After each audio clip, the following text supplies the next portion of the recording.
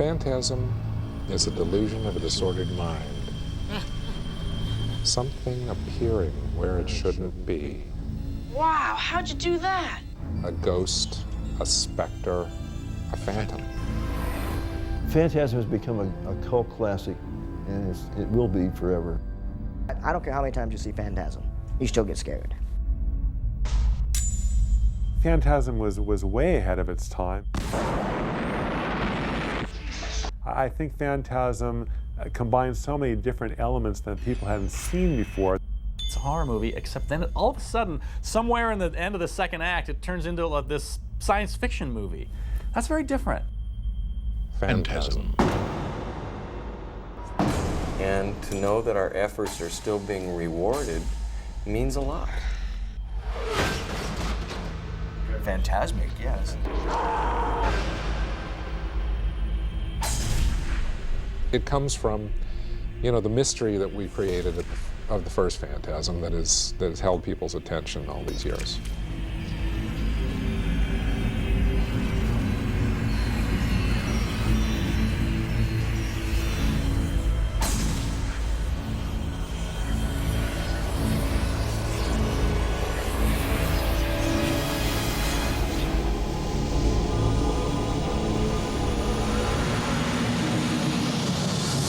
All that is unknown will be known to you once more. My first day in my dorm at UCLA, I came in and Don was sitting there and we introduced each other, and he asked me what I wanted to be, and I said an attorney, and I asked him what he wanted to be, and he said, I'm going to be a movie director. The first film I did was called Jim the World's Greatest. I co-wrote it with a partner, his name was Craig Mitchell, and we co-directed the film, actually. And I ended up just working on that as an assistant director and production manager. It was a story about a football player in high school, and there was this alcoholic father. I played the father who menaces his little boy. To sort of get him in the mood, I would kid around and make faces at him, which is just this. And I think Don saw that, and that might also have inspired him to let me do the tall man. The next film up was called Kenny and Company, and this was done much the same way as Jim the World's Greatest, which was, on a very, very minuscule budget, and it all takes place in the context of the 4 or 5 days that lead up to Halloween. Trick or treat! And there's one scene where a hand comes down on his shoulder from the monster, and he just jumps, and the whole audience jump. And when Don saw how much fun it was to be sitting in the back of the audience and seeing everyone scream, I think that was the actual genesis of him wanting to do a scary movie, to where he could have that effect all the time. And that was very, very difficult, trying to find kids who had the poise and the acting ability to star in the movie. That was the film. I was introduced to, in my opinion, one of the great child actors of all time, Michael Baldwin. Howdy, partner.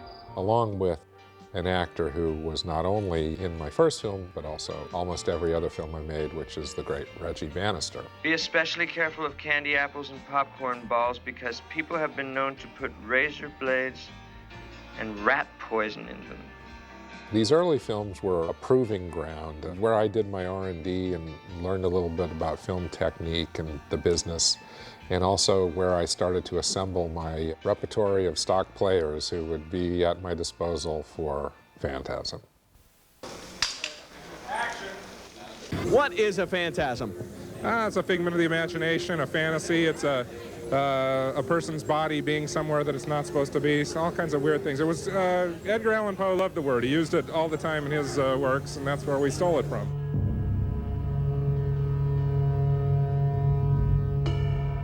I've always been fascinated with the American way of death and the way that bodies are taken by the mortician. Strange procedures are conducted on the corpse. The corpse comes back looking different, and there's a grand ceremony with pageantry. It's very eerie and strange, and it just seemed to me like that this would be a really fascinating subtext for a horror film. You think you'll go to heaven? You go to us. The original idea came from a dream. I had had a dream somewhere in my late teens about being pursued through a corridor by some kind of a flying steel ball. I went up to a cabin in the mountains outside Los Angeles, and I spent a couple weeks up there. That was a really great environment because it was just this kind of lone cabin out in the middle of nowhere that would get pretty creepy at nighttime while Don was writing.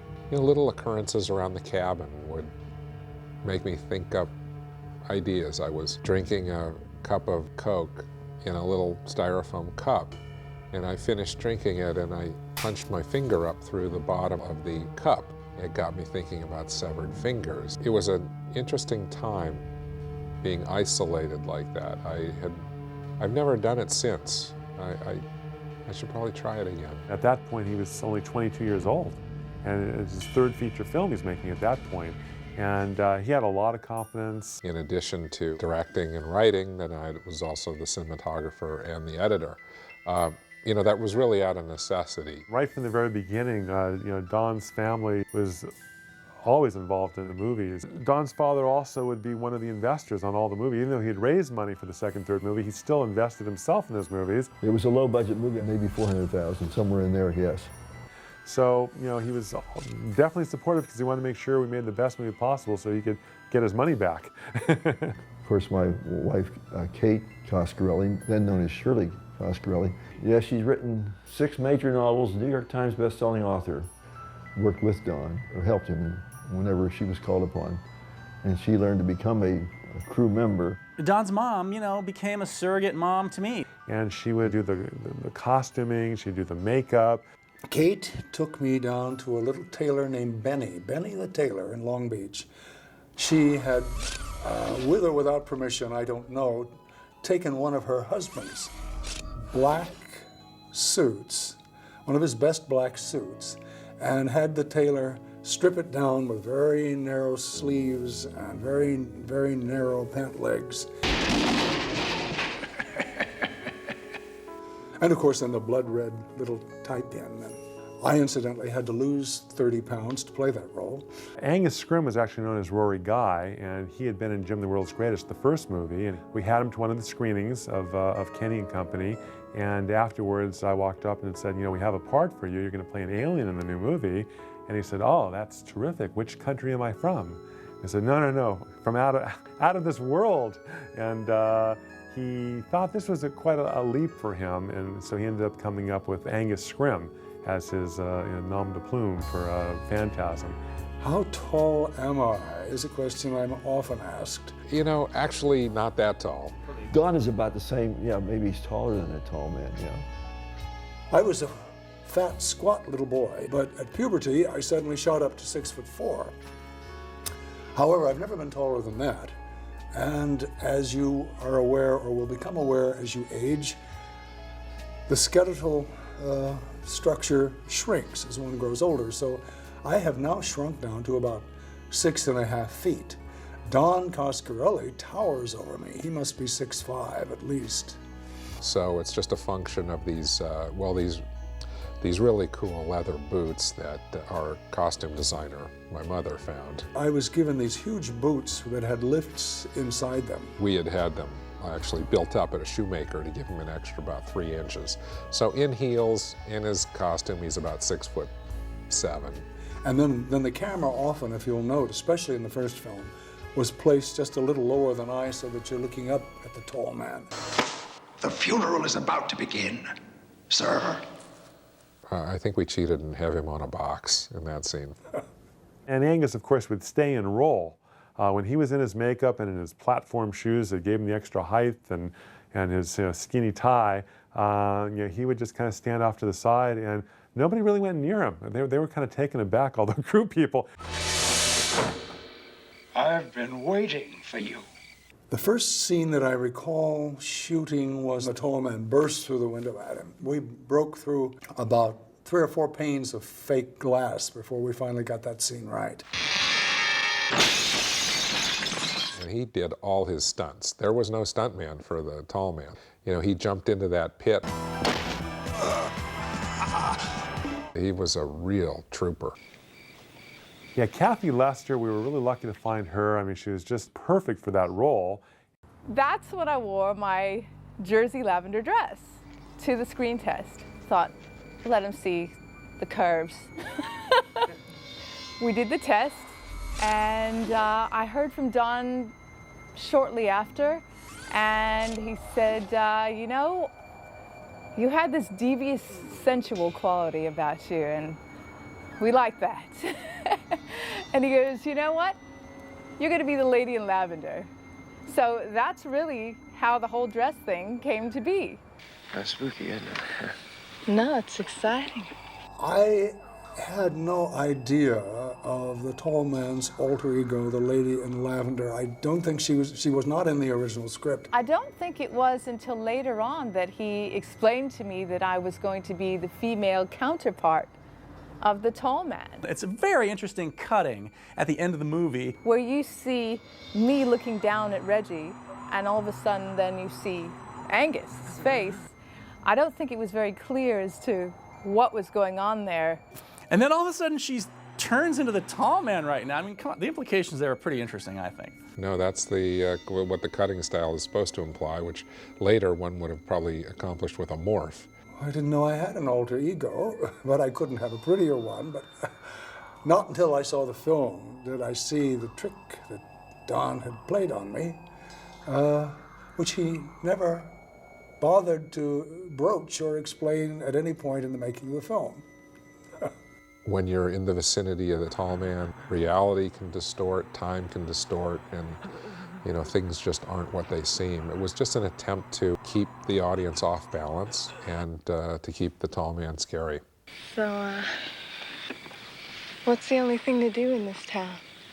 I originally was supposed to be doing this scene in my bra, and I thought, well, no big deal. But what happened was, I had my makeup done, they called me to come out and do the scene, and when I opened the door, I hear all these guys saying, hey, bring her out, you know, and I was like, no.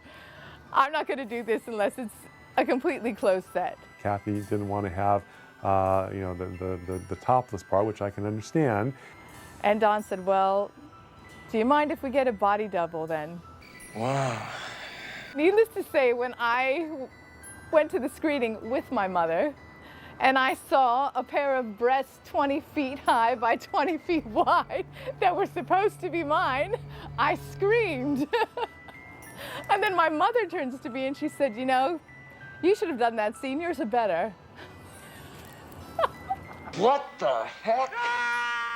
And those are not my panties. Hi, Reg. Reggie is an ice cream man, likes kids, likes to play music, just a good guy, good, loyal friend. And I think you get all of that, and especially by the time the end of the picture comes when Reg takes over for Jody with Mike. I know I can't ever take Jody's place, but I'm sure as hell gonna try. And I think that you see that Reg really, just all he really wanted to do, man, was have his little ice cream parlor and play in it. Sharing their life and our loving together. We went to an ice cream parlor in Alhambra, California, and they built a little stage for me. Whoa. And I actually recorded about 3 of my songs straight through. They filmed them. So when it came to Bill and I sitting on the porch playing something, I was very gracious, of course, because I had my music in the picture, right? And Bill was a musician, singer-songwriter. I said, well, Bill, what do you have? Hi, Reg. Yeah, working on it. He was playing in a band at the time, and we just started, playing. It goes, had that kind of a groove. I'm just sitting here at midnight. I'm just sitting here at midnight. And I've been sitting here till noon. Baby's gone and left me, now I'm on the, whatever, and I said, well, that's really good, but we need about 30 seconds. And so I said, well, I'll tell you what, let's jump into, after you sing that part, let's jump into an instrumental. So I made up this instrumental. It was da da da da da, da da da da da da da da.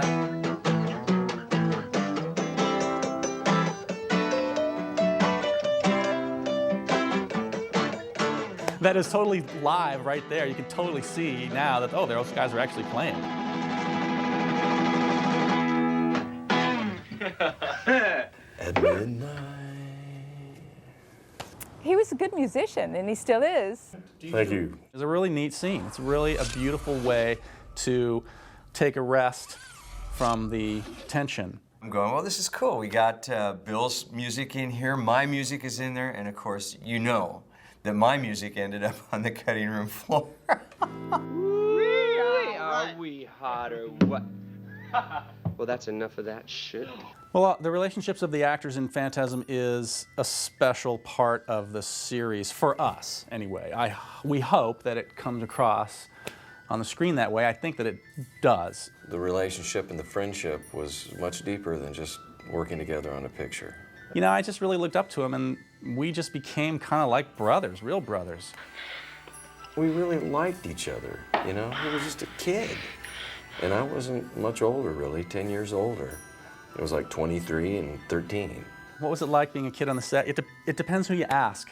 Oh, he was very irritating. Now you're asking me, so I will say it was great. If you were a kid at about 11, 12 years old, when you saw the original picture, Phantasm, you see things through Mike's eyes. And he's so cool, man. He's got like knives. He's got shotgun shells that he blows the hell out of doors with. He's got a chrome 45. Wow, how cool is that? There was a motorcycle on the set, so I got to, like, when I wasn't working, I got to hop on the motorcycle and ride away. And making a movie, it's a blast. It's way more fun when you're 13 than it is when you're older. If you ask somebody else, they might say something like, oh my God, what a terror. He was quite a nuisance. And he did everything he could to drive me crazy, that's for sure. He turns and he sees me in the bushes and I'm holding my knife. And while he's filming me looking at Mike, Mike's like making all these god-awful faces and mouthing off very nasty words. I might have done that. And I'm trying to keep my face, you know, stern. I think the worst thing that Mike did was during the scene where Reggie is coming out of the funeral home, and we've got this huge, huge fan, a wind machine blowing. And believe me, I want to get this scene the first time because I am cold and I am dirty and I am pissed off because sweet Michael is throwing stones and debris in front of this huge wind machine. I know I got hit more than a few times. That's because that's the only story they can remember. They're so old. They can't remember any other interesting story, so they always go back to, he put rocks in the wind machine. Oh! There's a whole group of fans of Phantasm that are just Plymouth fans that just love that car. Loved the car. Cuda is a cool-ass car, man. You know, I don't remember exactly how Don came up with the idea of the Barracuda itself.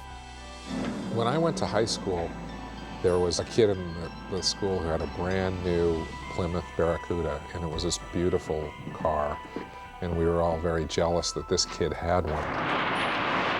When I was thinking about what kind of car that the brothers would drive, that naturally jumped into my mind. The car that we used in the first Phantasm was a 1971 Plymouth Cuda.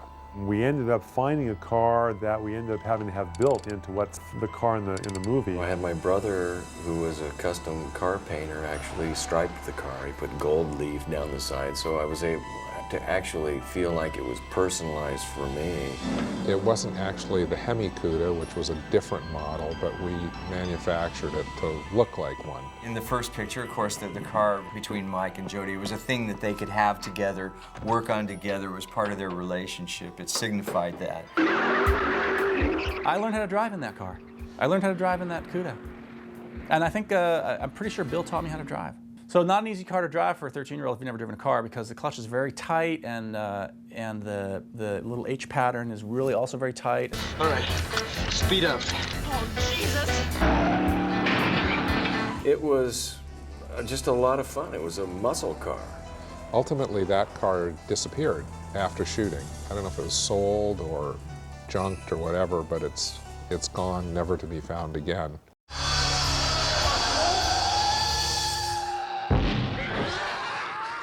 The effect of the ghouls popping out from the graveyard, it was, you know, sort of a temporal displacement to a different time and place.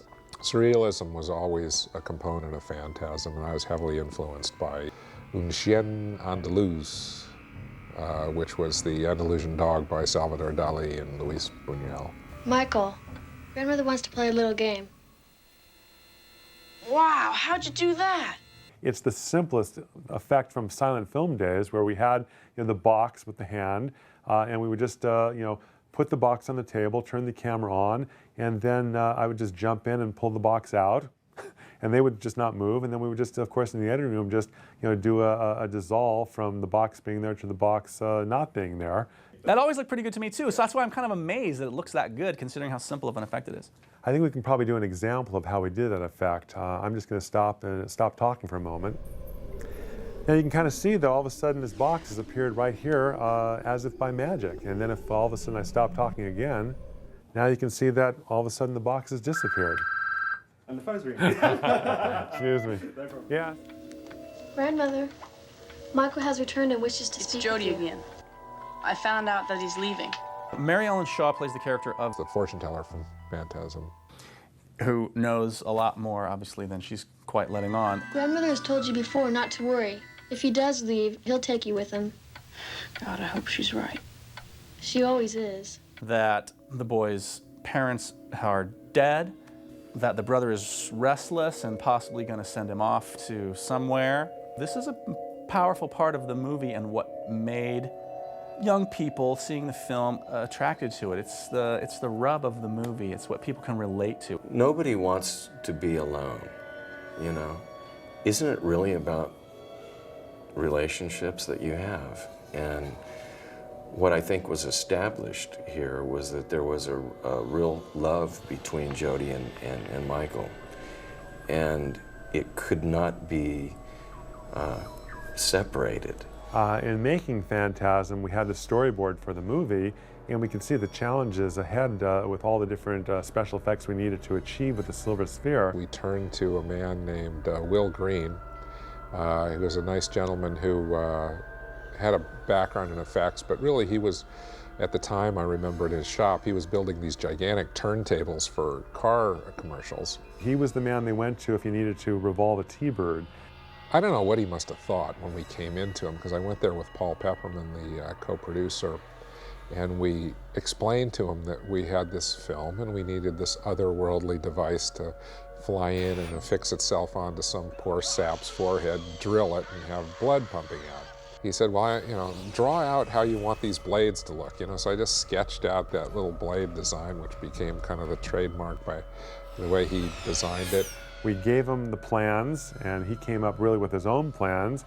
He actually suggested that rather than make one sphere that could do everything, we might want to break it into different spheres which would do different things. It ended up being many, many different silver spheres and pieces of silver spheres to create the overall effect for the movie.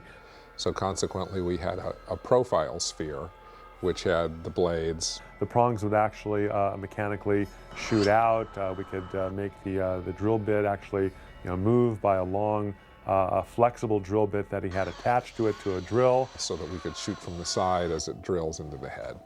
And then we had a blood pumping sphere, which was actually just a half sphere with a hole in the center that the blood would pump out, and then it had a tube that would run down the actor's arm, and he could hide the tube with his hands. So we were just totally blown away at the job he'd done, and he gave us the bill, and this was back in the 70s, but the whole bill for everything was like $900. The whole scene takes place with the blood spurting out of his head. He then falls down, and then we had another hypodermic that shot would look to be like urine out of him from his death throes.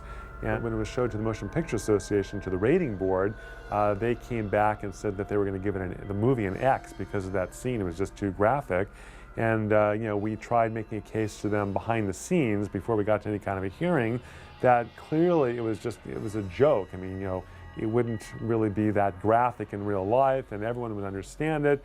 And they said, no, we don't buy that. So we went into the editing room and we took some scissors and we scraped the film frames, and we didn't cut a thing. We sent it back to them, making it look like we made some changes, but they weren't to be fooled. They came back and said, no, it's still an X. And then at the last minute, this really nice guy at African Embassy who was distributing Phantasm, he was buddies with somebody on the board, and he called up, and they ended up just giving us the R rating. We never had to change one frame. The filming of the spheres was actually pretty funny because for the first few days, we didn't realize that they were mirrors. We kept trying to light them, and you'd actually take the lights and you'd aim them at the sphere, and you could pump the light up as bright as it would go, and the sphere would never get any brighter. It wasn't until about day 3 when somebody on the set realized and actually yelled it out, you don't light the sphere, you light what's reflected in the sphere. And once we realized that, it was a whole new ball game.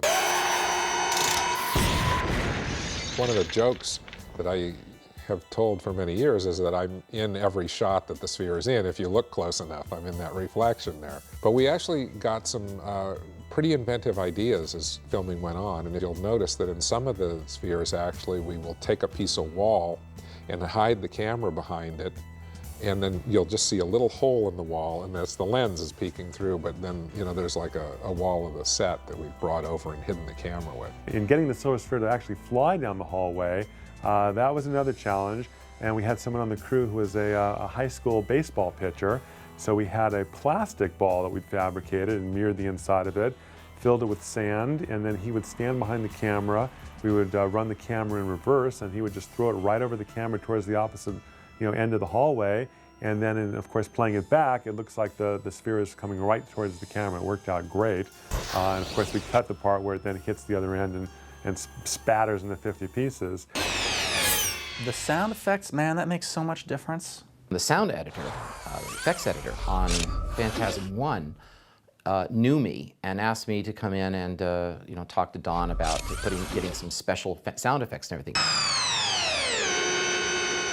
The flying sphere sound was achieved primarily with just using my voice. I mean, all the sounds that I did for Phantasm, not excluding the music, but all the sound effects, the organic sound effects of the dwarves and any of the odd things that would happen, were started just by using the sound, like things like that. Now I would do this, then I would process it through a thing called a Marshall time modulator and a vocoder. It took a long time to shoot that movie, and so probably close to 2 years. Really, I mean, people might think that it was a drag having to be doing the same picture for 2 years, but I thought it was great. It was like I had a job for 2 years in the picture industry, which is unusual. I talked to the crew occasionally, and wondered if we'd ever get finished. We tried to do it like a regular film, but it just didn't work. We shot for about 9 days and then crashed and burned and stopped because we were so out of control and logistically challenged that it just didn't serve any purpose to go forward. So then what we subsequently did is we started filming on weekends exclusively. We'd essentially get 3 full days of filming with that equipment for just 1 day as a rental, which to us is very important. We just didn't have the money, and we needed to make it last. Then it would give us the midweek to kind of edit the film and to also do our location scouting and get prepared for the next weekend. So it was a year-long period of shooting, but we maybe shot about 50, 60 days during that period. So there was a lot of cognitive process between shooting days while I was trying to figure out how this strange movie was going to come together and then ultimately end. Where I know there was a lot of material filmed that was not used. Bring your knee up a little way. The screenplay that we were working from when we made Phantasm was probably 3 hours worth of material. And so we shot it all, and there was a lot of development with the brothers and their relationship and the brother's girlfriend. So consequently, we had a lot of material that wasn't necessarily germane to the story, that wasn't horrific, but it's interesting backstory on the brothers. And I've chosen not to include a lot of that footage because while some of the stuff is interesting as a curiosity item, some of it's not so good. And, these were, I was learning you know, and experimenting with things, and some of the stuff was successful and some of it wasn't. No! Ah! Phantasm always had a series of endings built into it, and it was a question of which one was going to be the ultimate ending. The famous hanging scene from Phantasm 1, of course, languished for what, 2 decades? Well, my original ending is in Phantasm 4. It's called the hanging tree sequence.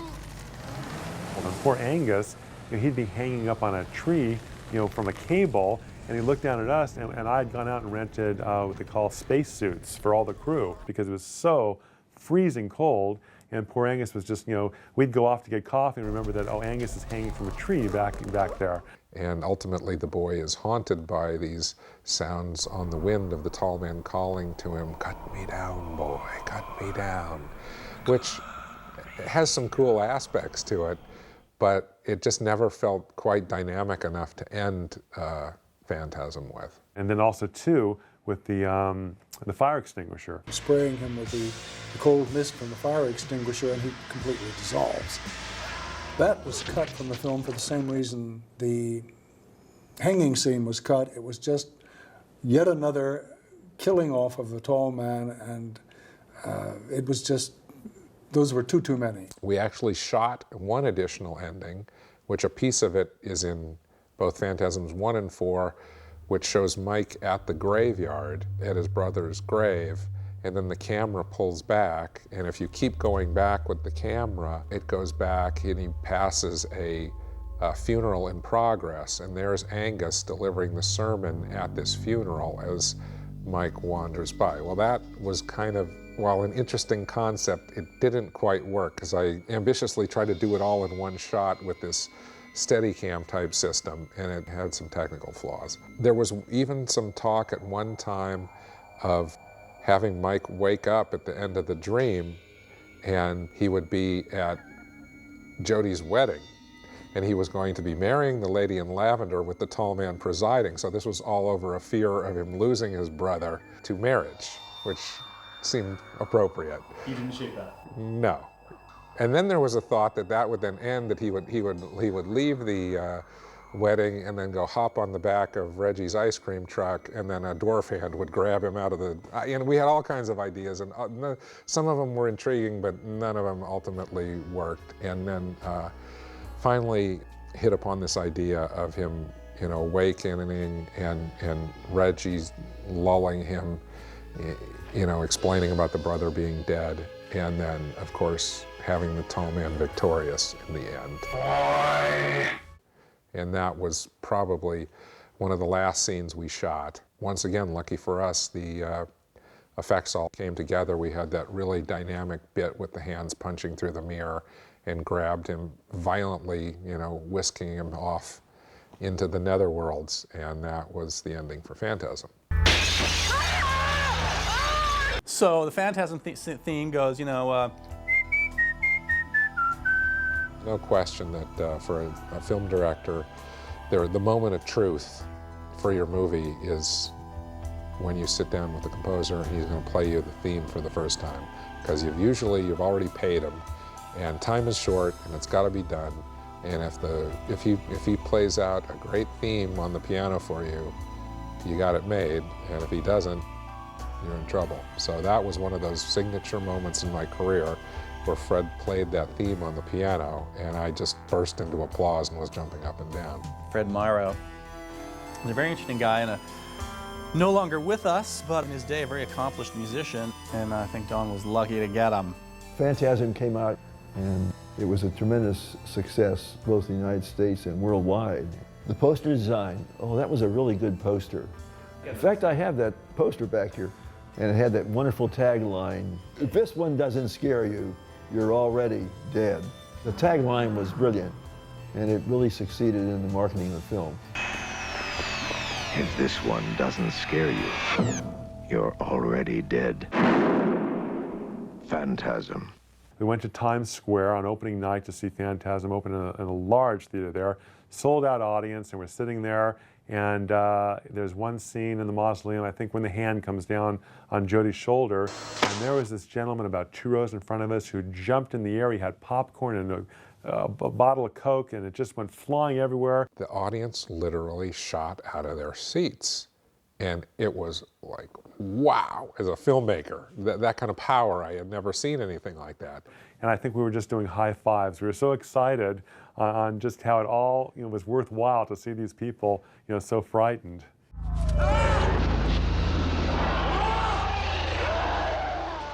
What the hell is going on? What the hell is going on? And why I enjoyed horror films as a youth so much is that unlike other genres, frequently after the movie, you're left with open questions, and some of the most satisfying moments in movies is pondering these movies after you've seen them.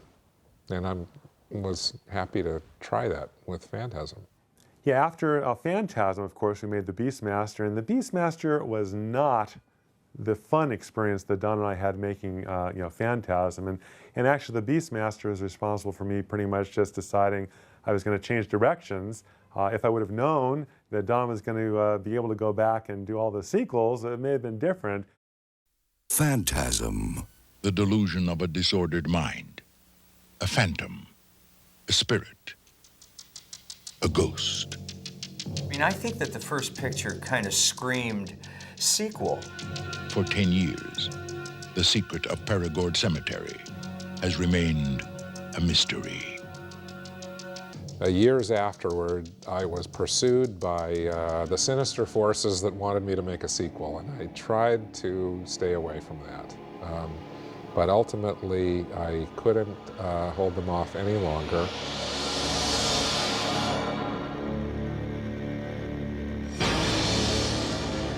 It's a lot different being a sequel.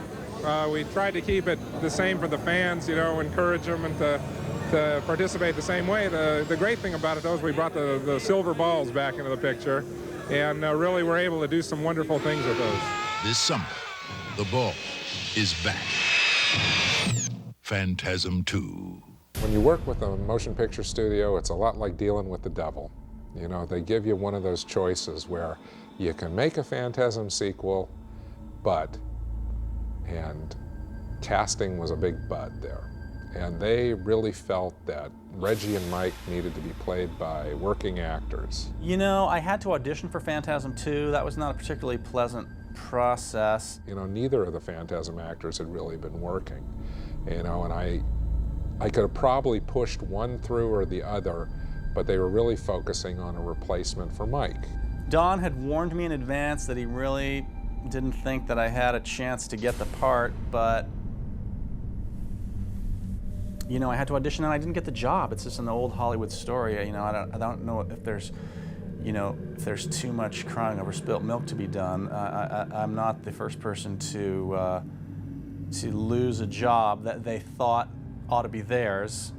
Ultimately, they just made a decision that we had to go with somebody else, and it was really heartbreaking for me because I'm still to this day, great friends with Michael Baldwin. When we made Phantasm 2, I was not aware that of the extensive interviewing Don had done for the role of Michael. I'm not the only one, there's others. Yes, it is true that I did interview Brad Pitt for the role, and I selected James LeGros over him. What has he done to you? James LeGros is a hell of an actor, and he did a fantastic job in the role. Hey, fuck the doctors and fuck you too if you don't want to help me. God damn it, Mike, I've tried to help you. They had also made noises about recasting Reggie. What the hell am I supposed to do? God knows what we would have wound up with there. Come on, let's go. Casting being the oft-times arbitrary thing that it is, Brad Pitt lost out. Every time I lose a role lately, I think, well, Brad Pitt didn't make Phantasm, and I did, so... Hey, you had a dream. Just a nightmare. So surreal. And I also came to a very simple conclusion, which seemed so obvious, yet at the time was a great breakthrough for me, which was to create a sequel which started the second after the original ended.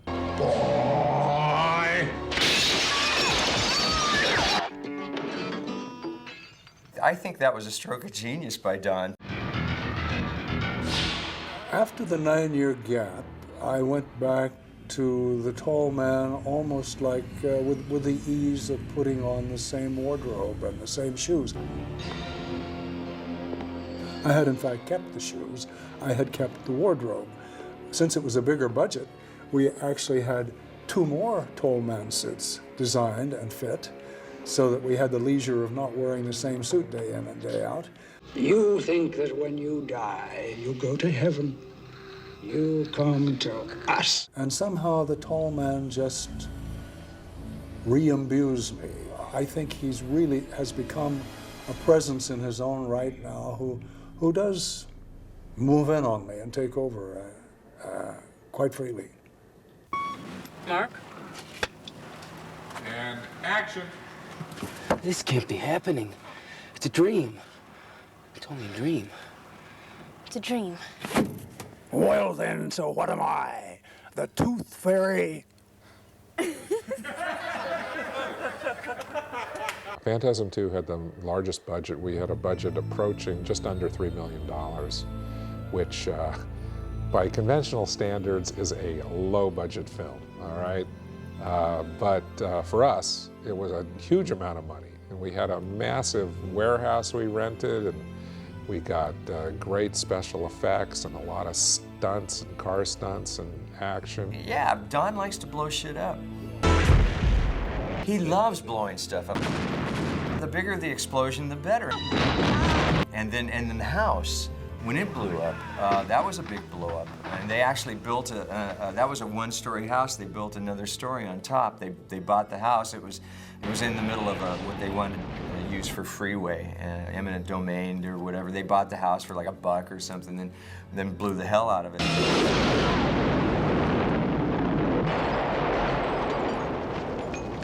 I really seized early on about it being a road picture, which I thought would be fun. I thought it'd be really cool to team up Mike and Reggie as fearless vampire killers on the trail of the tall man. It was a different, direction, more action-oriented. I think it let Reggie turn from an ice cream vendor to the Reg Man. Let's go kick some ass. The dwarf killer.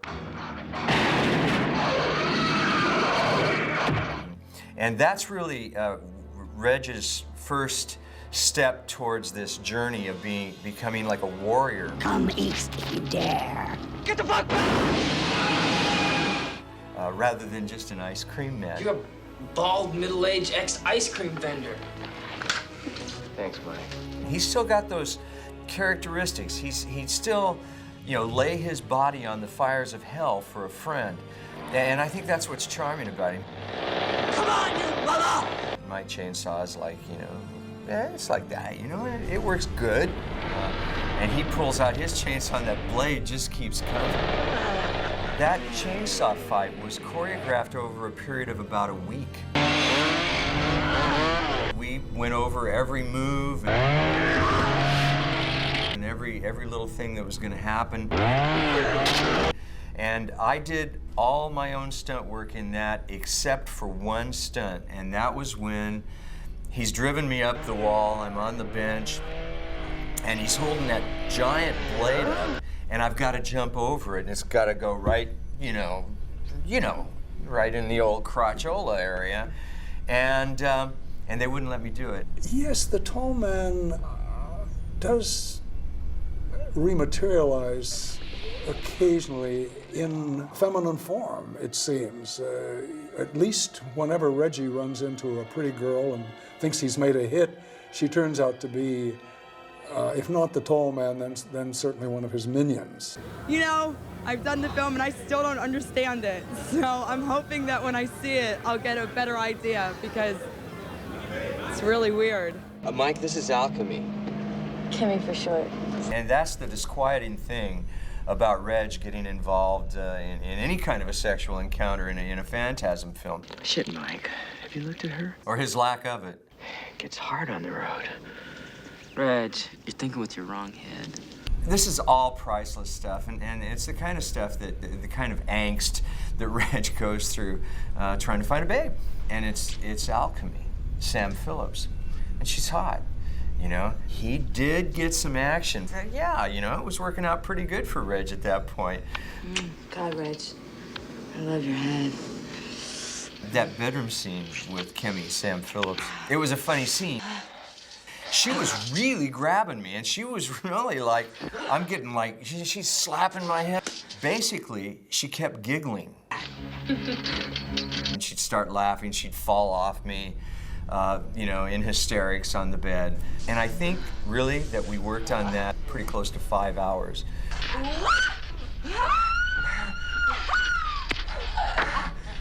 But that was Kimmy. You know, I've been thinking about it. Of course, then by the end of the picture, it's you know, it's all back to square one.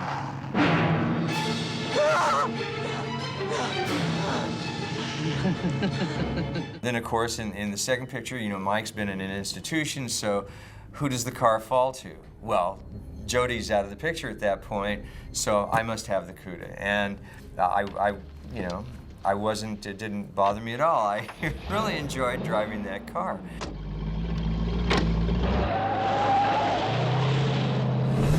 I have it downstairs.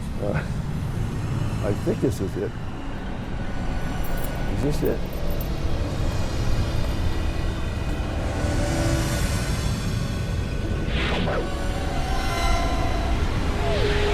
It's a great car, yeah.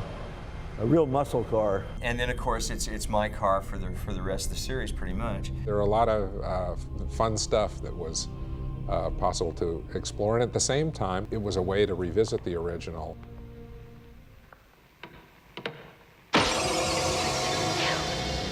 Graveside service is about to begin. And expand on some of those themes and effects, and certainly to make a couple of really killer ball scenes that we just didn't have the money or the technology to do in the original.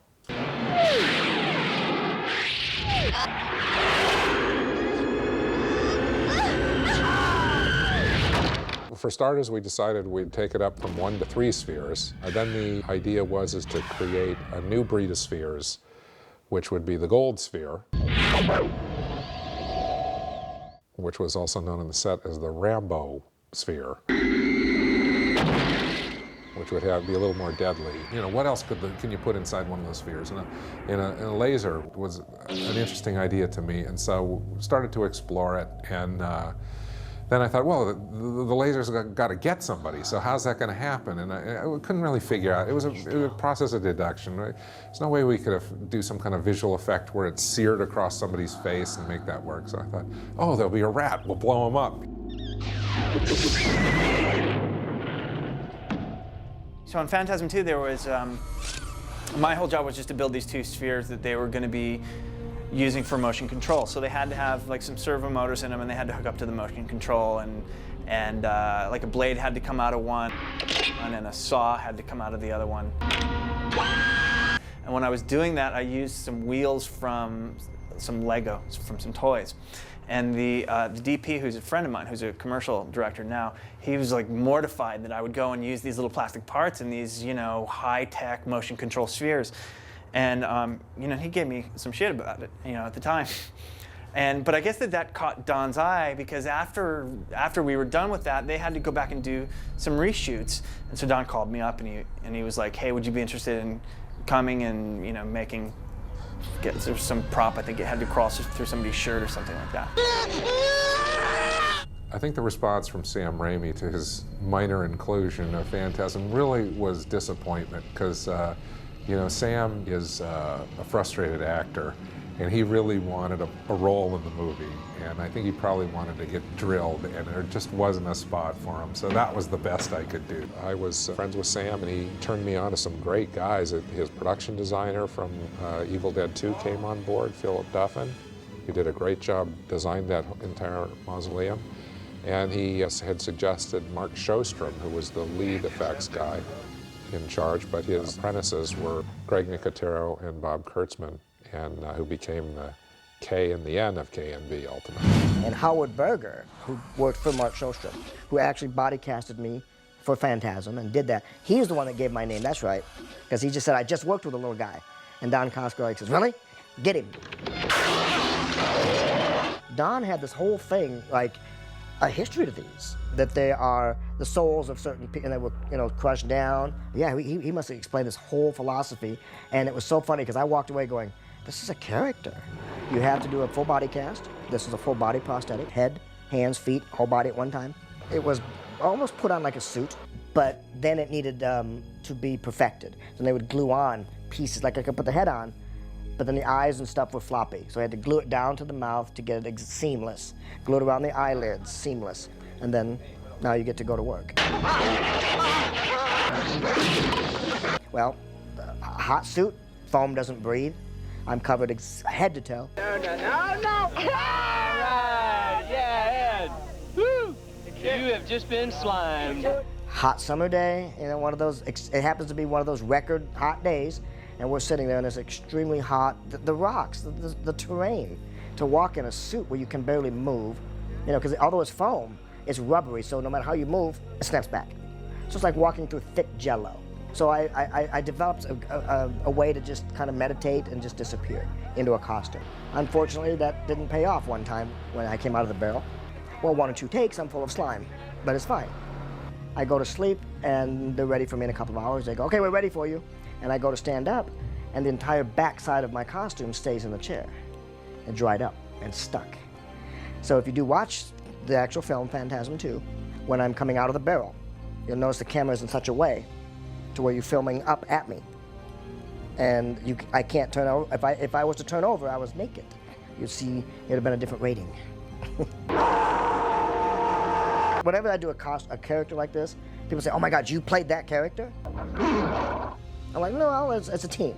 There's me, the builder of the costume, and if there's a puppeteer, if it's electronic, and the voices. When you add a voice to any costume, any creature like that, to me adds the final dimension. I processed all the voices and did actually recorded the voices of the dwarves, the little dwarf creatures. So I am their animated voice character. And I ended up doing it from 1 on straight on up through 4. The actual sound of the dwarves, is going through the mic more like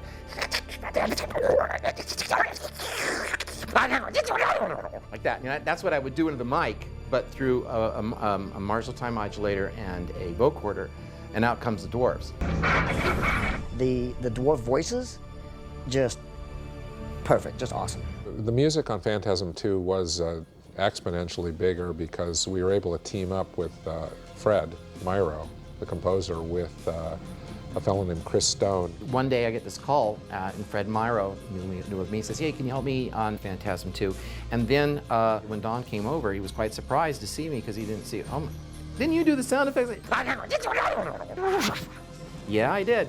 And he didn't even know that. Chris was a master of sampled music, using computer to create the music, and so consequently he was able to give it a much bigger and richer and more orchestral sound. Because it was a bigger movie, we were going for a bigger scope in the scoring, and that's really why I was hired originally, because I started to get a reputation for being somebody that could do John Williams style music without the price tag. The problem with working with a major studio is they tend to second guess themselves, and they insist on public recruited research screenings. So we went through a research screening, and the concept of taking a movie as strange as a Phantasm film and asking an audience to rate the different aspects and then going back and cutting the film based on it is pretty ridiculous on the surface of it. But basically the powers that be over there decided after the first screening that we were not allowed to show any dreams, that the dream sequences don't work, and that the audience would need to know where the characters were, who the tall man was, and needed to know the motives of everyone at all times, which you can see goes against the Phantasm mantra, which is that basically everything's a mystery and you're not sure what's real and what's imagined. It's only a dream. It's a dream. I like to think that the finished film is definitely rooted in the Phantasm world, but there's no question it's not anywhere near as dreamlike as any of the others. No, it's not. It was originally intended that when the tall man appears in the hearse at the very end, that he would have actually physically transformed from the girl, Kenny. We did a series of makeup tests, but none of them ever worked out, where the tall man would have had pieces of her head kind of coming off of his face as he appeared. And I think if you look at the tall man in that scene critically, you'll see that there is some remnants of that makeup on his face. For most of his life, a young man has been pursued by a sinister force. Now he must learn the secret of the ultimate evil.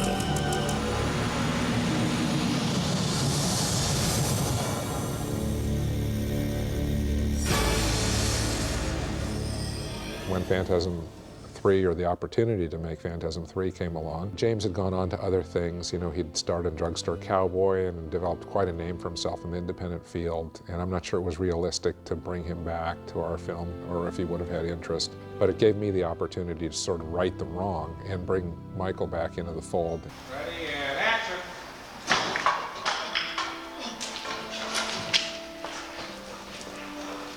Come on, brother, we gotta get out of here. Going back to play that role was in some ways bittersweet.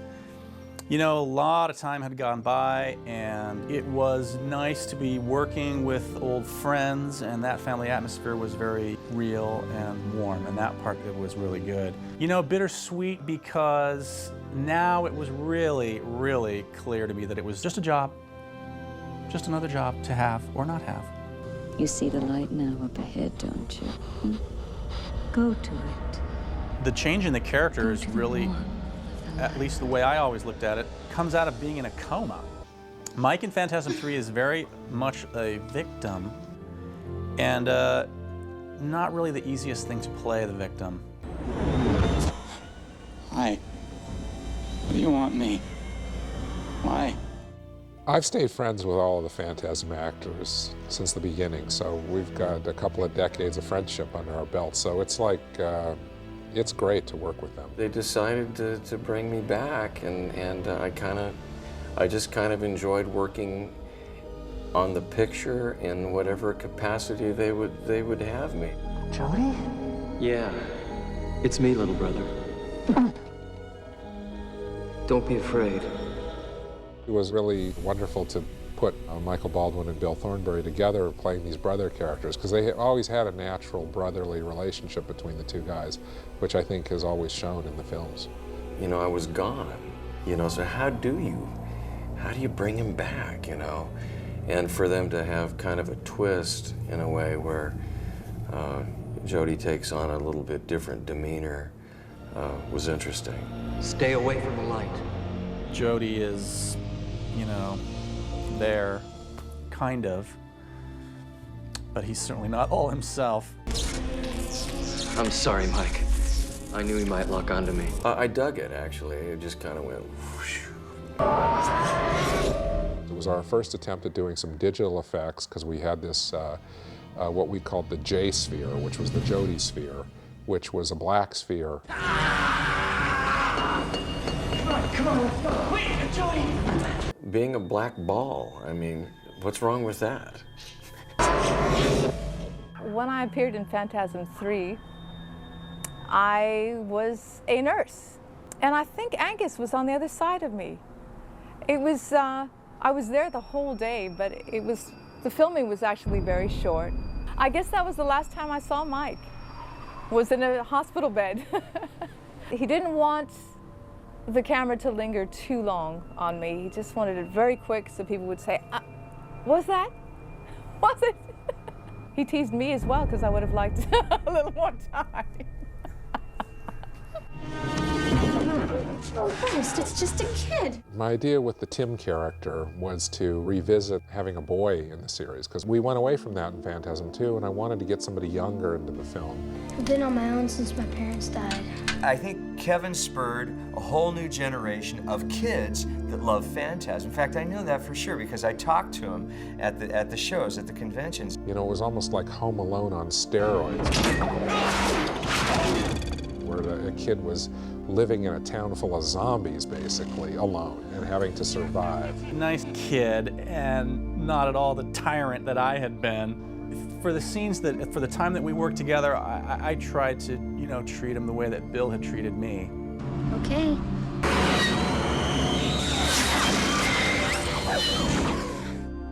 Gloria Lynn Henry in the third one, a striking presence. They call me Rocky. What the hell are you doing here, Rocky? Basically, she's the only one he can really trust. I mean, he's been through this a couple of times. Picture that.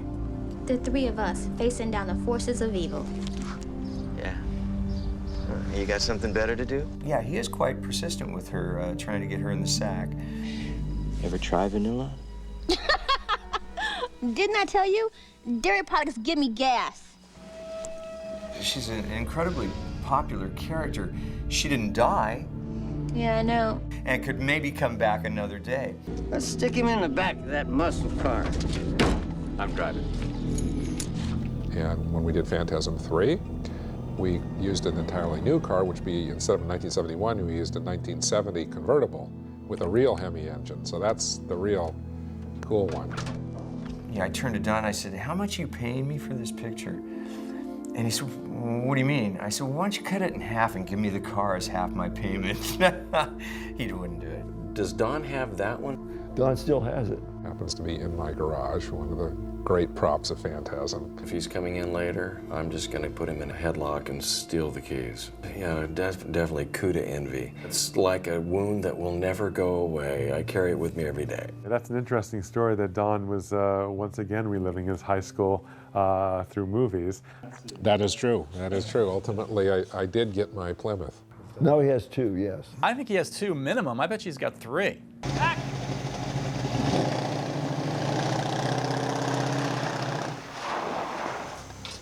I had worked with Bob Ivey, the stuntman, on both Phantasm 3 and Phantasm 4, and he was actually a Phantasm fan before I even met him, and so he came onto those 2 films and did some spectacular, death-defying stunts.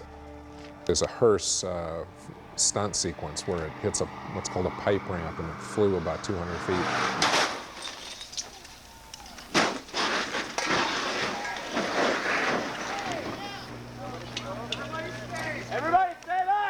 He's not really doing stunts now, but when he was doing them, boy, he was crazy.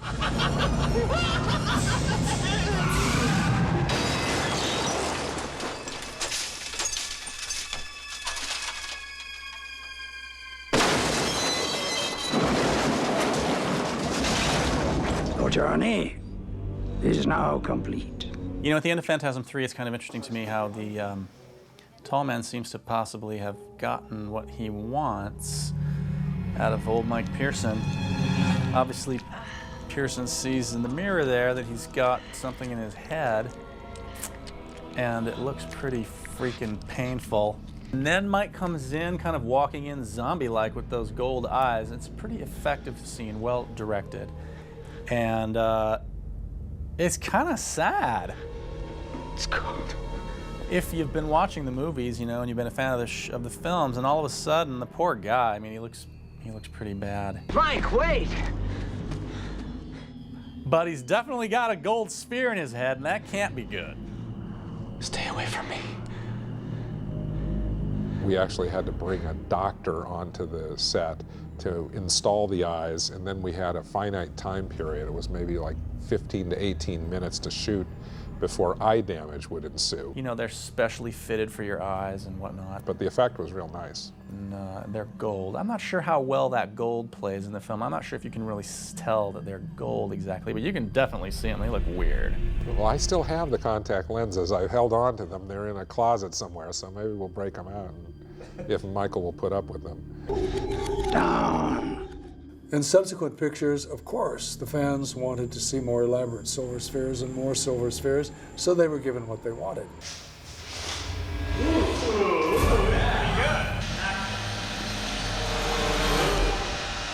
And hopefully expand them somewhat, because we've always been pretty limited with 1 or 3 spheres.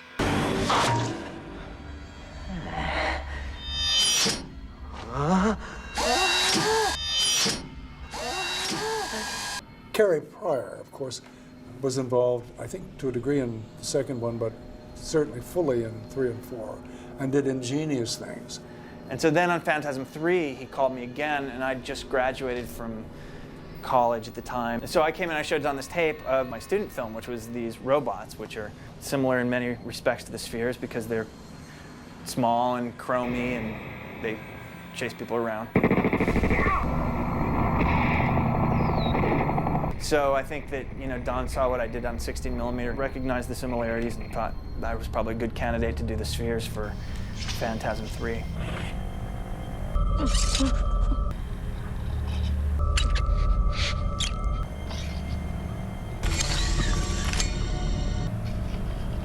We tried a very, very high-tech analog sphere design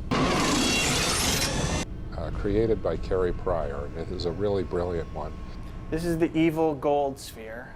And the spheres in Phantasm 3 all work kind of largely the same. There was a hole cut in the back, and they'd be mounted like on a piece of glass so that you couldn't see the hole in front. And then there were mechanics inside that would, you know, like a servo and some mechanism that would force the blades out. Actually, this one has little pulleys inside. Maybe I even used a Lego pulley. I did. There's a Lego wheel in this sphere. And these cables, you can see the cables actually, they would wrap around this thing, and this would pull the blades in and out. And when you hit the servo, these things would pop out. We have a great barrel roll sphere where you got the ball is going down the hallway and it's doing a barrel roll. So the way that we did it is we had a clear lucite sheet that was mounted to the camera using lucite arms. So everything's clear, and you could mount the ball at different angles on the clear lucite, and then there was a motorized thing that could turn it. The main giveaway is you can see a hole in the mirror where the camera lens is poking through. That was all done in camera, analog, flying down the hall, and it gives it a level of reality of that barrel roll thing that's pretty damn cool, and something I'm really, really proud of.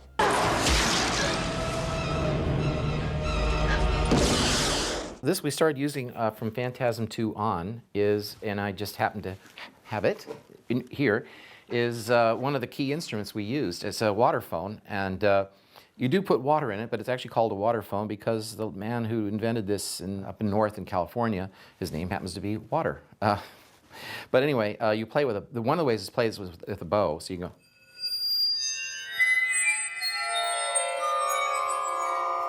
That's one way. You know, I'm sure you heard this.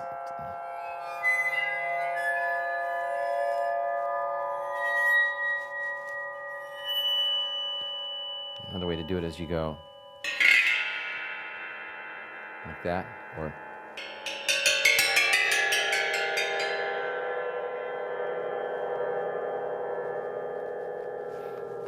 there's a lot of different sounds this thing makes. You play it up high, it even gets really some nice low tones.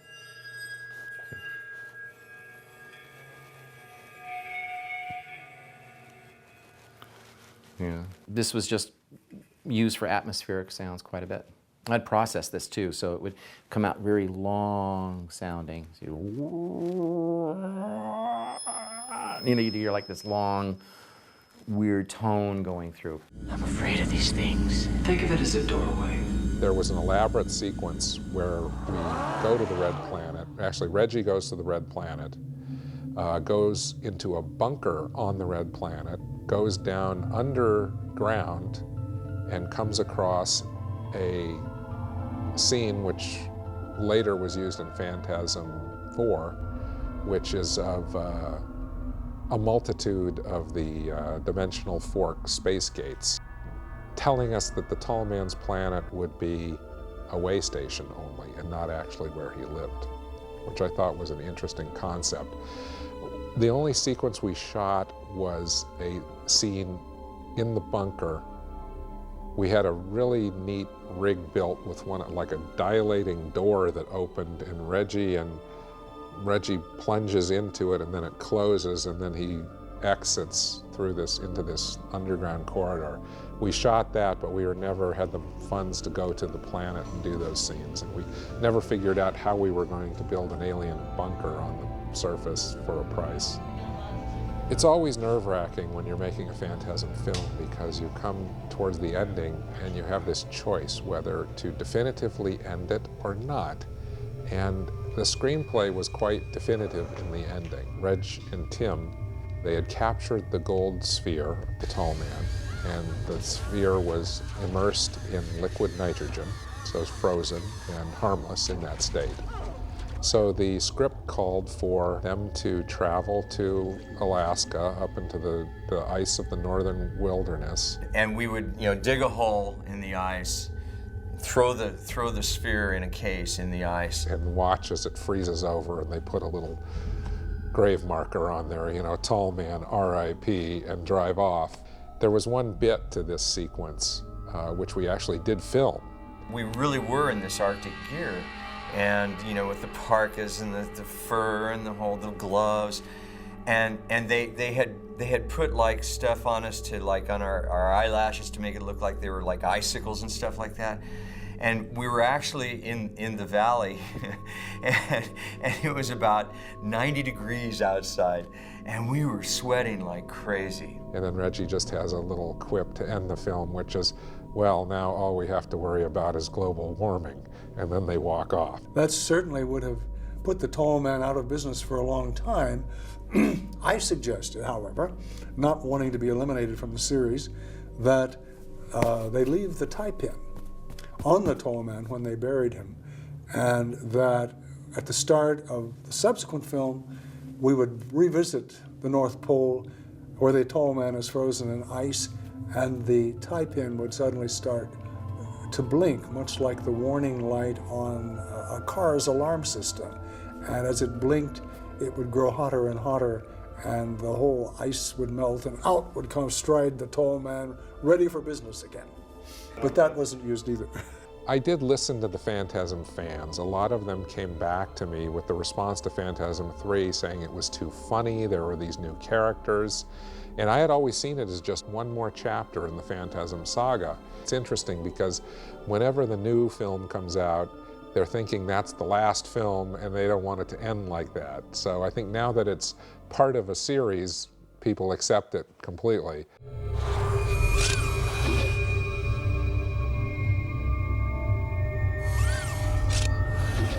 A good friend of mine, Roger Avery, won an Oscar as a co-writer of the film Pulp Fiction.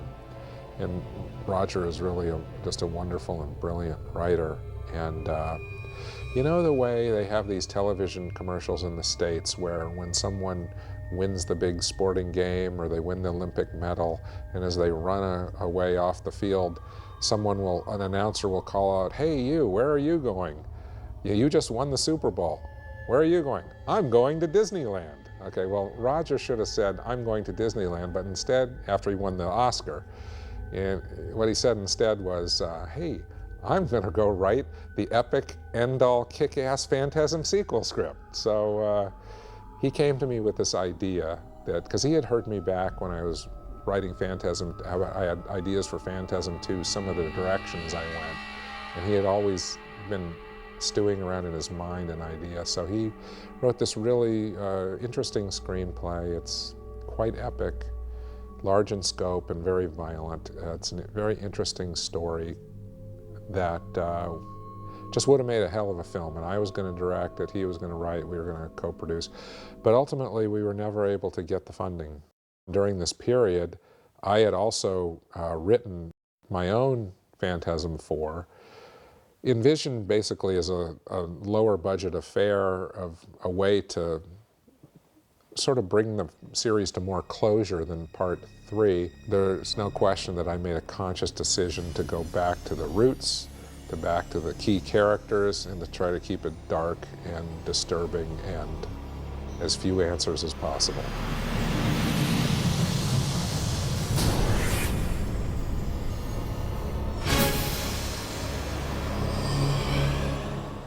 Mike left me hanging. It's like a bizarre Christmas tree ornament accident. You know, I always figured that you know, when Reg got gang balled there. Brad, Carrie. I just figured that they just kind of, you know, bruised him, certainly, and pushed him up into the wall. Okay, thank you. 36. Unbelievable. Rolling the roll, we lost power. Oh, that was just on cue is what that was. Marker. Let's focus. Your end approaches, but it is not yet.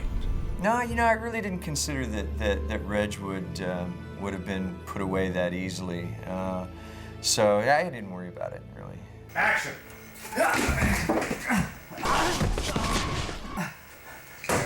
Don told me that he was ready to make Phantasm 4, and he wanted me to be in the movie. I was not that motivated to act in the film, but I was more motivated if there was something more in it for me, and so I suggested, well, why don't you let me produce the movie? And it was something that he was interested in learning about and having some experience with. Don works in a way that's collaborative, and you have to remember also that, you know, by this time Don and I have known each other our whole lives. It worked out beautifully for me because I was able to bring on a trusted friend to assist me. It was probably the second lowest budget. It was about a $650,000 budget, which is pretty low for the time period that we shot it in. It was the shortest schedule Phantasm ever shot. I think we shot it in about 23 days, which is, for us, was really short.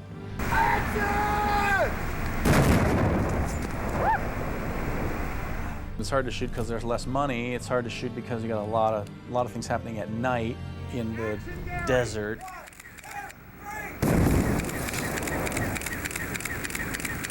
Okay, get him, quick! Cut, get him! Get him, come on! Go down, go down!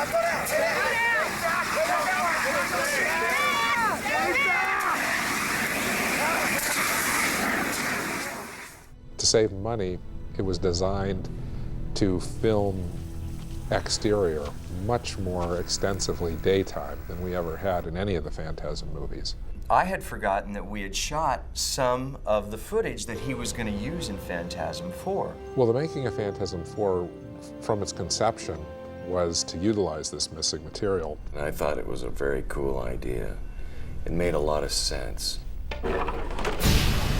They did bring back the hanging scene, which I had always lamented. And I'm delighted it's there for the ages, because I think it's a cracking good scene. Cut me down, boy! It's cool that it just even exists, and that there's Mike as an adult, and there he is, bang, right there. It's like, you can totally tell, oh, that's the same person, man. That looks really neat. Boy! The evolution of Mike Pearson in Phantasm 4 is decidedly different, thank God. You know, I have been pretty concerned that Mike not be such a victim, and that he take a much more active role in his own destiny. Come, boy. We have things to do. There are numerous indications that, I don't know if he's turning into the tall man, but he is definitely not the little boy, you know, chasing his brother down the street anymore. Hey, what are you anyway? I thought you were my brother. It's like the older brother, Jody, you know, kind of takes a turn to the dark side. And his younger brother does too, in a way. Reggie said you died in that car wreck. No, that was a lie. It's a severing of a relationship, and that disturbs me. You know, Reggie I can count on, but you I can't trust. Those are tough emotions, you know, and you just do your best to make it believable, but, you know, to me, I would rather, you know, be a happily ever after, you know, situation. So maybe that works to your advantage when you know, shoot a picture like this or a scene like that with that kind of sentiment in it. Well, through the film, Mike really doesn't trust Jody, and I think for pretty good reason. What's happening, brother?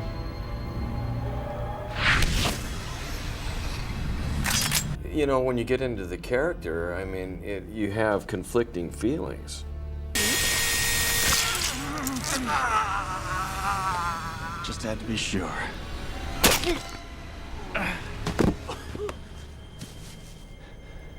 Before I killed my own brother. Mike is possibly, you know, becoming something that we dreadfully don't want him to become. In terms of the tall man and his genesis in Phantasm of Oblivion, one of the ideas that had always been ruminating around is there was some kind of historical perspective to him. And this we had alluded to in Phantasm originally. You're him, right? Jebediah Morningside. I was delighted with the Jebediah Morningside character because it finally gave me an alternate role in the Phantasm series. Can I assist you? Have we met? It's in the daytime. He's out there drinking lemonade, and he's so nice and friendly. It's great. It's a great juxtaposition of, you know, good and evil. It's beautiful. It's the way it should be. Did you make passage through the dimensional fork? Well, the fortune teller woman that seems to be Jebediah Morningside's wife, it's like, you know, Dawn echoing certain things from Phantasm 1, and well, why is she there, and what part does she play? You know, that's for people to decide for themselves. She's there. You know, my thoughts on to what that exact meaning or who she is are, I'm going to keep them to myself for now. Fear is the killer. That's what grandmother wants you to learn. One more completely unexplainable layer of Phantasm to go like this with. It was all in your mind. Dawn's ability to add to the mystification by having the old fortune teller lady from Phantasm 1 reappear, who in fact is not the same actress, but looks identical in every way. And the voice of Mrs. Morningside is played by my wife, Jennifer Bross. Jebediah! When she says, Jebediah! My name's Jennifer, by the way. Actually, the reason why her name is Jennifer in Phantasm 4 is I offered the role to Michael Baldwin's wife, Jennifer, and she declined to participate. Actually, Jennifer Baldwin is in Phantasm 3. She plays one of the nurses at the desk when Reggie comes in. Thanks for pulling my ass out of the fire.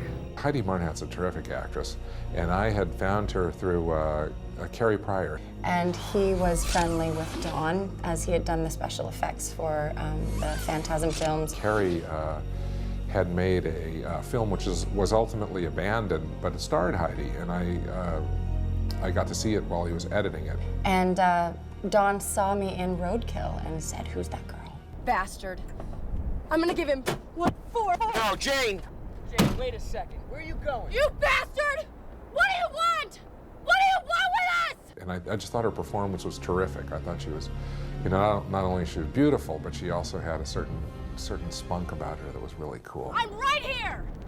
Get out of your car and face me like a man! We had this warehouse that we'd rented to shoot Phantasm 4 in, and brought her out, and I got Reggie over there, and I had them forced her to do an audition for the role, and she was just great. And the two of them really bonded, even though there was a bit of an age difference. You know, I actually could see them, you know, maybe being a couple. What? Yeah. The first place that we went to was Death Valley, and I had to meet the cast and crew there, I think, on their 4th day. And I drove myself at night for 5 hours by myself, driving through the desert, and then arrived in this sort of remote, dingy little town, you know, Death Valley, and stayed in this cool hotel. I mean, it was just the vibe of everything. It was very exciting for me, you know, to be a part of it all. Damn the turtle. Bob, I don't think we're going to be fast. What do you have to say? It's going to be about the same. Let's do it. There you go. He's the man.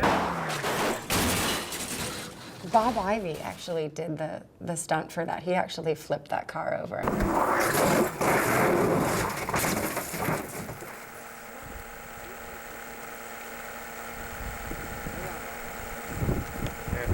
Cut! You know, my sense is that Heidi was pretty fearless about this kind of stuff. And actually, that was the first day of shooting in Death Valley. Give me your hands, give me your hands.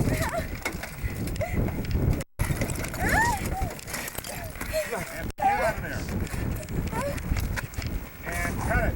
It was so exciting. It was really, really thrilling for me. And when we shot the scene with the car, it was tricky. I thought cars only blow like that in the movies. Yes, it was really hot. Yeah, me too. That was a pretty good one. I mean, you could really, really feel the heat. Since I knew that she was going to end up turning into this evil minion of the tall man, I wanted her to be just really sweet and really innocent and sort of girl next door. Nightmares aren't real, you know, and neither is your tall man. Give me one of your shirts, will you? Mine's too rank to sleep in. So that when she does turn into this, you know, evil, evil person, it's such a contrast. It was really an outgrowth of this storyline that we'd created for the Reggie character, which was the fact that he was unlucky in love. In your dreams, Reggie. If you only knew.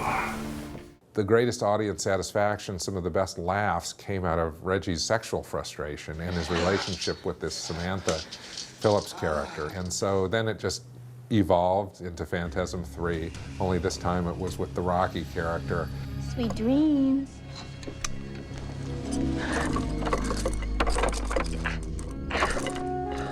And so I was really trying to come up with something that could really top that. I mean, you know, okay, Reggie finally gets in bed with this gal. Oh, she's so beautiful. She's right there for his taking. So, anyway. And guess what? She's got spheres for breasts. You want to get it on, Reggie? He was not going to be satisfied with this one either. No! So it's actually a prosthetic that is over my body, and then there were spheres that were made to fit into what looked like opened and ripped flesh. And then I puppeted spheres, they were on rods. And action spheres, they're just moving around a little bit, straining. So that the initial spheres that burst from her are puppeted from underneath. 1, 2, 3, fly. And cut it. And Carrie Pryor was on the top of a ladder behind the wall behind me. And then you cut to an up angle, and then there were a couple spheres on strings. Pulled on these strings and they ripped out of my flesh. I think Heidi's very proud of that too.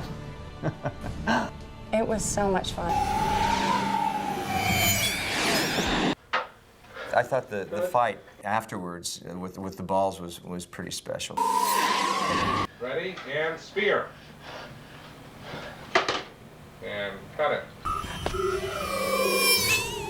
3, 2, 1, go. Yeah! And action. And cut it. Action. And fly sphere. Of course. Will you give a cue for blood? Carry.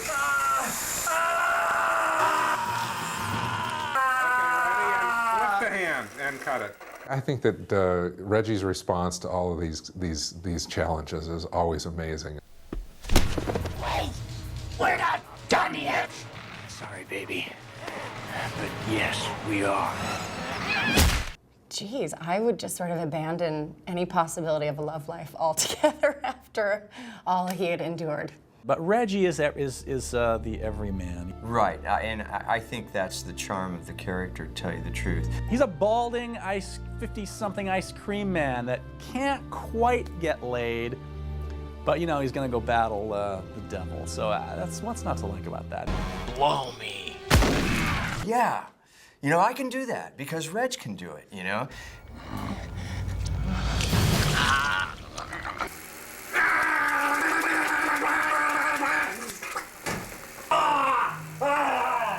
And cut it.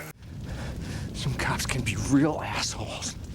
He's way more than just comedy relief. You know, if you talk to Phantasm fans, they love Reggie more than anyone. He's the most popular.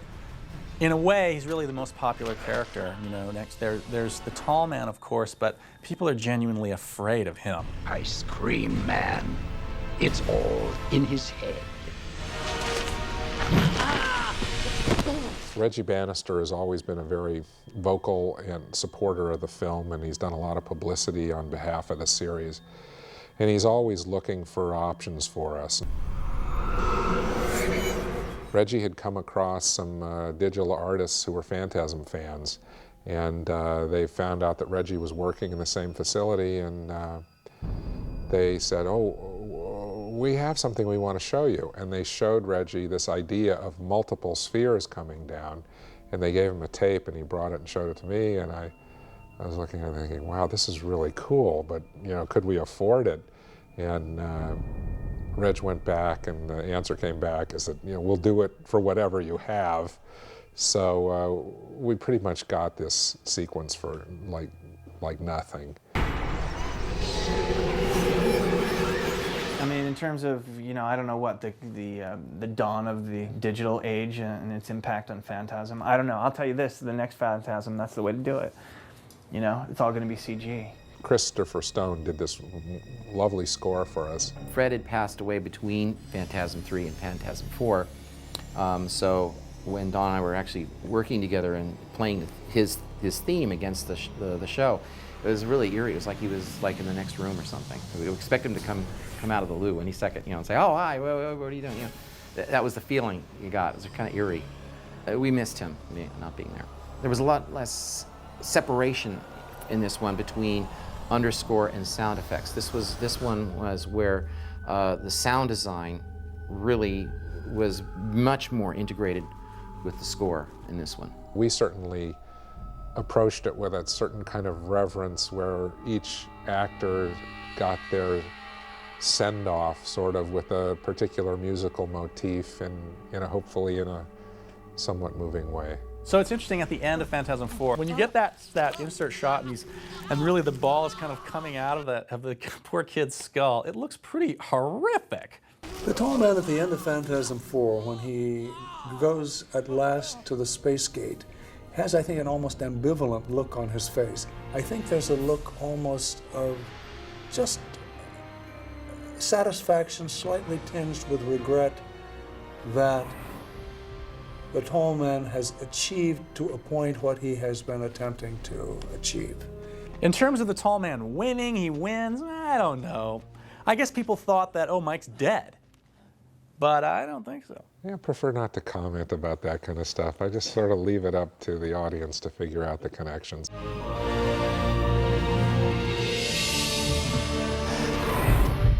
We then go to the final scene in which the boy Mike hops a ride on Reggie's ice cream wagon.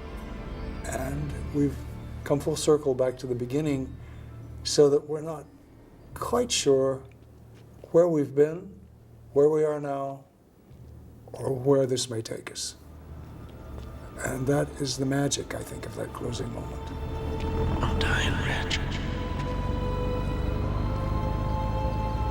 Yeah, the ending was always going to be like that from the concept. Hey, did you hear something?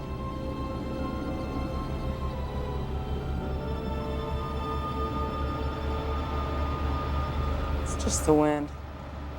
The film is very phantasmy. It has a totally ununderstandable ending with lots of room for interpretation. That's Phantasm. That's what's good about it. You know, that's where the audience can be much more creative with the ending than we ever could be. It's just the wind. I mean, if you're going to call it an ending for Phantasm, in a weird way, it's almost a happy ending, you know? I mean, it's grim, but it's, you know, interesting, because every character wins in a weird way. It's never over. You know what? I'm always hoping, you know, that it can continue, because I think the fans would really love that. Everybody tells me that there's going to be one, or when I say anybody, I'm talking about people that should know if there's going to be one.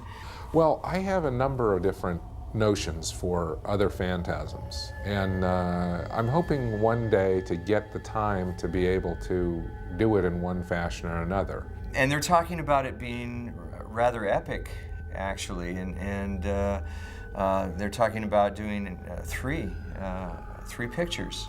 My involvement in that big Hollywood budget picture would be, I'm sure, in the cameo variety. Even if I'm not in it, it's okay, because I know that it's going to make a lot of people happy. There's always been the possibility that someone would buy the Phantasm franchise and continue to make the films, as inevitably will happen, I suppose, someday, without Don Coscarelli's participation. But if so, I have no idea how they can have quite the same quality and character without that utterly unique sensibility that Don possesses. Nothing yet is cast in stone. So, but I think that's the nature of Phantasm. It's ephemeral. It's something that's elusive and hard to get your fingers around. If they don't make the big budget movie, I'm sure Phantasm 5 would happen eventually at some point. There's no reason that it wouldn't. I have entire scripts written by a collaborating writer of mine named Stephen Romano, which are fascinating character studies of the different Phantasm players. And they would be easy to film. You know, maybe I'll come back as another black ball or something, you know, like that. A big basketball would be interesting. There will be more phantasms in the future. There will be more phantasms in the future. All that is unknown will be known to you once more.